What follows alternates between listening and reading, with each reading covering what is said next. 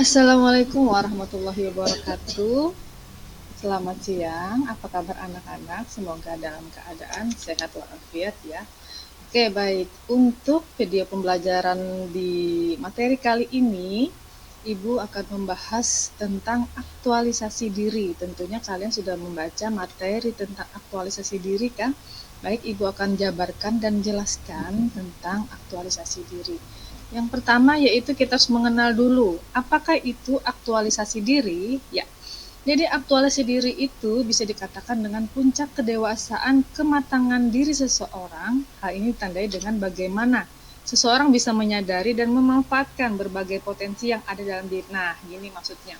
Apa saja yang kalian manfaatkan yang ada dalam diri kalian, misalnya dalam hal kalian mempelajari tentang kebisaan kalian, kemampuan kalian, kehebatan kalian yang ada pada dalam diri kalian sendiri itu diaktualisasikan. Bagaimana caranya? Baik, kita bahas satu persatu dulu ya. Yang selanjutnya yaitu karakteristik aktualisasi diri itu seperti apa sih sebenarnya? Yang pertama itu yaitu mandiri. Jadi orang-orang atau anak-anak yang memiliki aktualisasi diri yang bagus, yang positif, yaitu mereka adalah orang yang mandiri. Pasti ya, tentunya dia tidak perlu meminta bantuan kepada orang. Mungkin perlu bantuan kepada orang lain jika hal itu diperlukan. Nah, bisa kalian baca di sana. Ia biasanya sangat menghargai kesendirian dan tidak pernah bergantung pada orang lain dalam melakukan banyak hal. Pribadi ini biasanya juga tidak akan pernah terpengaruh pada apa yang dipikirkan oleh orang lain tentang dirinya. Dia tidak akan peduli apapun yang dikatakan oleh orang lain, dia tetap terus maju menurut hati dan nuraninya. Nah, biasanya orang yang mandiri ini jarang sekali dia bergantung dengan orang lain ya, dia mandiri atau dia percaya diri ya, bisa dikatakan seperti itu. Yang selanjutnya yang kedua yaitu realistis. Dia juga orang-orang atau anak yang realistis. Artinya di sini mencapai aktualisasi diri itu yang paling utama karakteristiknya realistis. Berkat sifat realistisnya ini, orang sudah mencapai aktualisasi diri biasanya tidak mudah takut pada hal-hal yang tidak jelas. Ya, dia orangnya real dan tidak jelas dan tidak ia ketahui. Sebaliknya, ia justru selalu fokus pada apa yang ada pada yang sedang terjadi dalam hidupnya. Dia itu orangnya real, tidak mengada-ngada. Nyata ya. Oke, mungkin realistis sudah dapat dipahami dengan baik. Kita lanjutkan yang selanjutnya, yang ketiga karakteristiknya yaitu suka, mampu, dan memecahkan masalahnya. Nah, orang yang sudah mencapai aktualisasi diri ini umumnya memiliki rasa tanggung jawab dan etos kerja yang tinggi sehingga cenderung lebih fokus untuk memecahkan suatu masalah. Hal ini tidak hanya diterapkan untuk dirinya sendiri tapi juga untuk orang lain. Nah, orang-orang atau anak-anak yang suka atau mampu untuk menyelesaikan memecahkan masalahnya sendiri ini bisa dikatakan dengan mencapai aktualisasi dirinya yang sangat bertanggung jawab ya, kemudian atas kerjanya yang tinggi. Dia tidak ini ya, setiap kali ada masalah apa saja yang dihadapinya, entah itu masalah pekerjaan, sekolah, karirnya, belajarnya maupun pribadinya, dia mampu untuk menyelesaikan secara sendiri tanpa perlu bantuan orang lain. Tapi kalau memang kita harus perlu bantuan orang lain memecahkan masalah ini, perlu kita datangkan atau konsultasi atau konseling dengan orang-orang yang menurut kalian percaya. Tapi orang yang memiliki aktualisasi diri yang tinggi ini biasanya dia mampu untuk memecahkannya itu sendiri ya. Oke, yang keempat, punya selera humor yang tinggi ya. Biasanya orang-orang atau anak-anak yang seperti ini mereka cenderung lebih suka humoris ya, tidak gampang tersinggung ya. Orang yang sudah mencapai aktualisasi diri dalam punya selera humor yang tinggi ini biasanya menikmati segala humor dalam berbagai situasi dan mampu melihat sisi humor dari suatu masalah apa saja. Ia juga pandai membantu temannya untuk melihat sisi positif dari sebuah masalah tanpa membuatnya tersinggung. Ini bisa dikatakan dengan dia mampu untuk dia mampu untuk bagaimana caranya orang ini tidak tersinggung, bagaimana saya tidak mengutarakan kata-kata sehingga orang lain tidak sakit hati. Nah, itu dia bisa untuk menjaga omongannya. Tidak nyeblak saja ya, asal dia omongkan apa saja lalu orang lain itu tersinggung.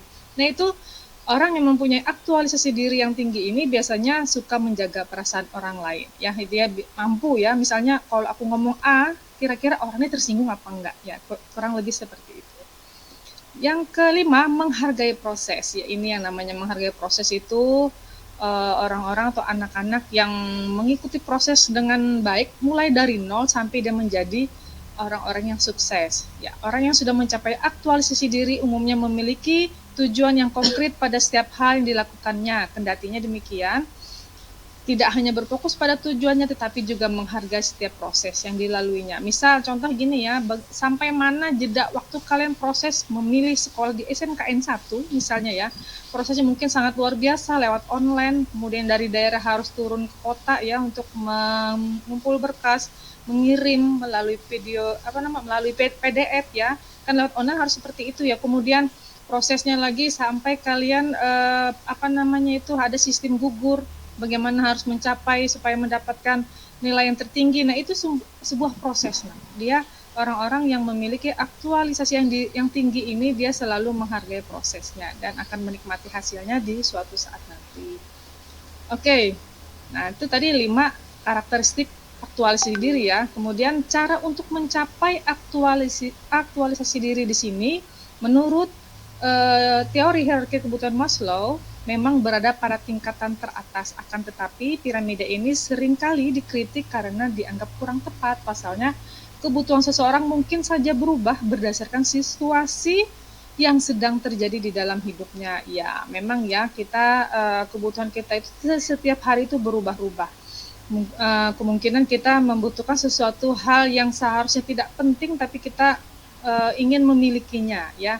Biasanya ini sering dikritik kebutuhan seseorang itu berubah-ubah, misalnya dia menginginkan sesuatu padahal tidak terlalu bermanfaat ya.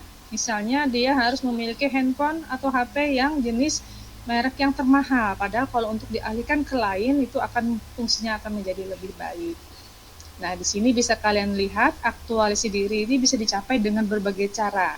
Antara lain meningkatkan rasa empati, memberanikan diri untuk mencoba hal-hal yang baru, menghabiskan waktu lebih banyak untuk diri sendiri dan me time. Ini bisa dikatakan dengan menghargai diri sendiri ya, menghargai hal-hal yang kecil dalam hidup, misalnya makanan yang baru, kemudian belajar untuk menerima setiap hal yang terjadi dalam hidup, dia menerima apa adanya dirinya, baik itu buruk ataupun baik ya, dia nerimo kata orang Jawa itu. Kemudian tidak memusingkan apa yang dipikirkan oleh orang lain mengenai diri kita. Dia tidak tapi peduli dengan apa saja yang dikatakan oleh orang lain. Dia pedenya luar biasa. Kemudian cara aktualisasi diri bisa dicapai dengan bersikap jujur. Ini yang pertama. Bersikap jujur kepada diri sendiri dan melakukan hal-hal yang bisa membawa kita mencapai tujuan hidup. Nah, inilah yang kita bahas pada hari ini tentang aktualisasi diri yang Ibu jelaskan pada hari ini. Semoga bermanfaat, semoga dapat dipahami. Jika masih ada yang kurang dipahami, boleh nanti waper Ibu atau diskusi di grup, nanti kita bahas bersama ya. Baik, Ibu rasa untuk hari ini cukup. Terima kasih atas perhatiannya. Jika ada yang kurang paham, boleh nanti kita